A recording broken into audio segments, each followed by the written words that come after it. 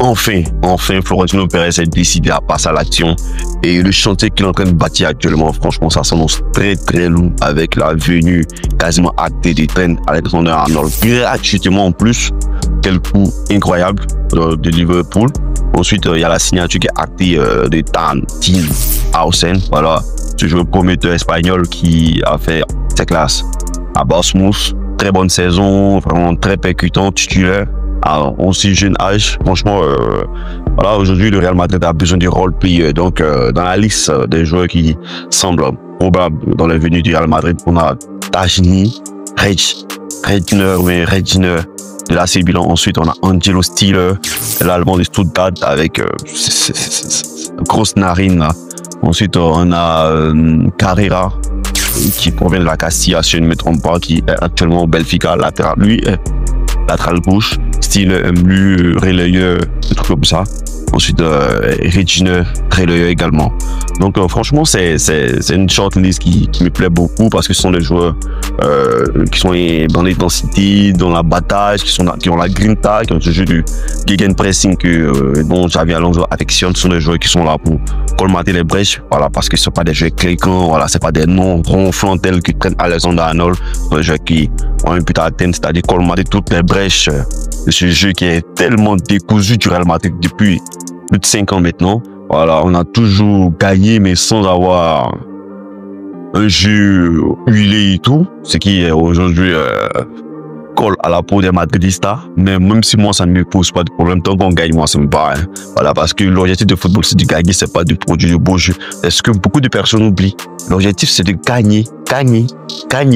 Voilà, parce que dans 10 ans, dans 20 ans, on ne retient pas ce que tu pratiquais et tout. Voilà, on va dire, ouais, c'était beau, mais qu'est-ce que tu as gagné au final? Zéro.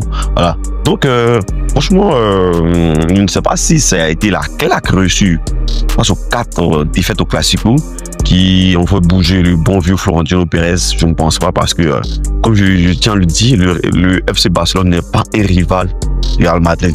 Voilà, nous ne sommes pas des rivaux. C'est un club qui excelle dans le championnat, qui nous challenge. Nous ne sommes pas rivaux. Donc, les défaites telles que cela est pris à Barcelone, c'est pas comme ça qu'on le ressent à Madrid. Même si c'est une défaite contre un bon challenger, mais c'est pas sur ces bases-là qu'on va tout chambouler et tout, non.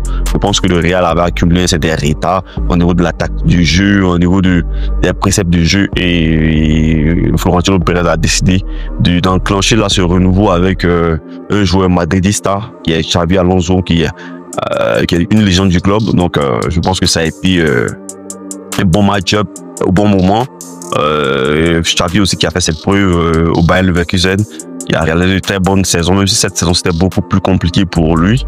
Donc franchement, je pense que toutes les planètes sont alignées pour que cette collaboration se fasse. Et franchement, je suis heureux que le Real aussi puisse peut-être changer de système, parce que je vais vous proposer des différentes tactiques que certains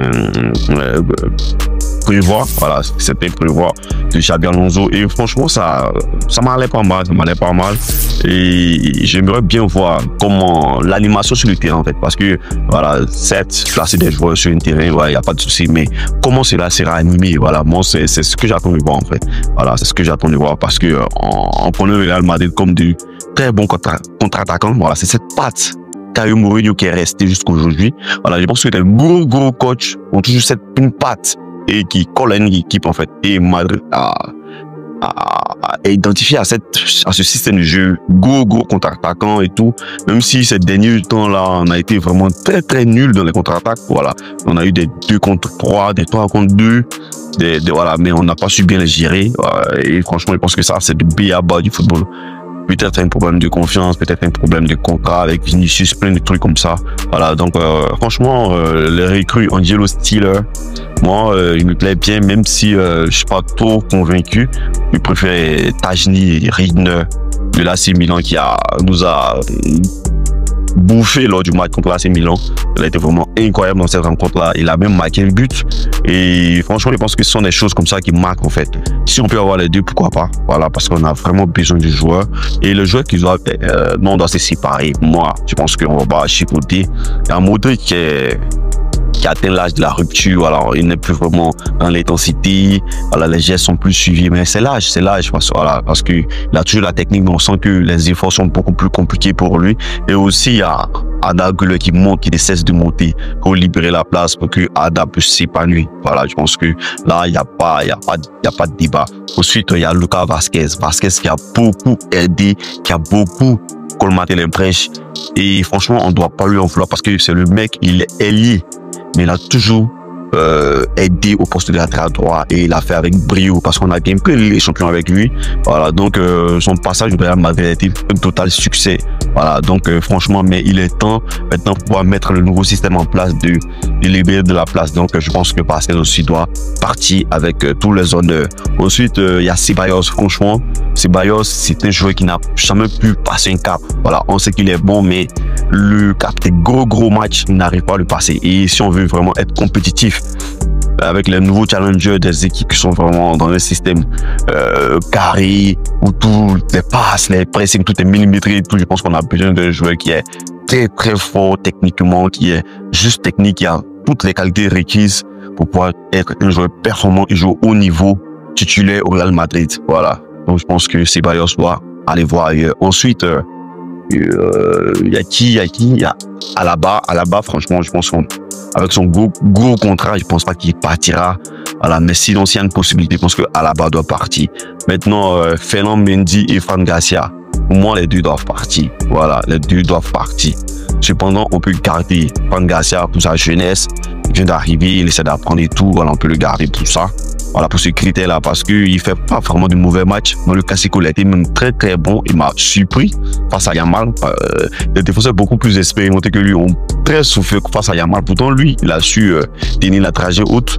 Mendy a été toujours performant. Même Yamal a reconnu que le joueur auquel il a des difficultés, c'est Ferland Mendy. Mais Ferland Mendy n'est plus lui-même avec ses différentes blessures et tout. Avec l'âge qui avance, je pense pas que ça va aller en s'améliorant. Voilà, donc je pense qu'il est temps de trouver un latéral droit et un latéral gauche, pardon. Et il y a Carrera de la ex-Castilla qui performe actuellement à Benfica, qui a été très bon aussi face à Yamal en Ligue des Champions. Je pense que ça peut être une belle recrue. Voilà, donc si les deux doivent partir, il n'y a pas de souci pour moi.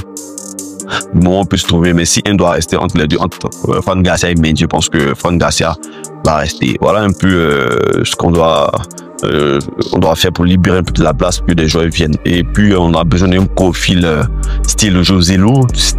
Je pense qu'il y en a dans le championnat espagnol qui maîtrisent beaucoup le championnat, qui sont efficaces devant les buts. Je n'ai pas des noms précis. Tu peux me le proposer en commentaire. Voilà, donc tu peux me proposer des joueurs qui te souhaiteraient qui viennent pour Real Madrid en commentaire. Voilà un peu la vidéo. Franchement, le chantier s'annonce excellent. J'ai hâte de voir comment tout cela va se mettre en place, comment j'arrive à mettre en place, surtout l'animation du jeu de ce nouveau Real Madrid là, version Xabi Alonso. C'était l'arithmétique. N'hésite pas à me dire ce que tu en penses en commentaire. On est ensemble. Tchuss.